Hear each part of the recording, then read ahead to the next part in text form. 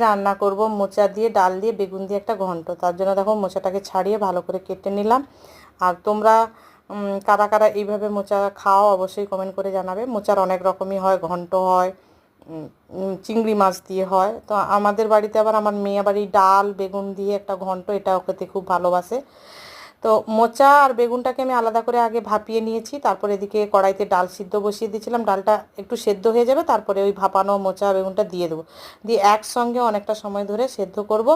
দিয়ে ভালো করে ডাল ঘুটনি দিয়ে ঘেটে নেব, তোমরা দেখেই বুঝতে পারছো। তার এদিকে আবার কড়াইটা পরিষ্কার করে বসিয়ে দিলাম, ফোড়নে দিলাম সর্ষের তেল, তারপরে দিয়ে দিলাম তেজপাতা, শুকনো লঙ্কা, কাঁচা লঙ্কা আর একটু পরিমাণে বেশি পেঁয়াজ কুচি দিলাম, দিয়ে তারপর ডালটা ফোড়ন দিয়ে দিলাম। তো দেখো এইভাবে তোমরাও একবার ট্রাই করতে পারো, খুবই টেস্টি হয় আর মোটা মোটা হয়েছে, দেখেই বুঝতে পারছো। আর যদি তোমাদের এই ভিডিওটা ভালো লাগে অবশ্যই একটা লাইক করে দিও, আমার চ্যানেলটাকে তোমরা সাবস্ক্রাইব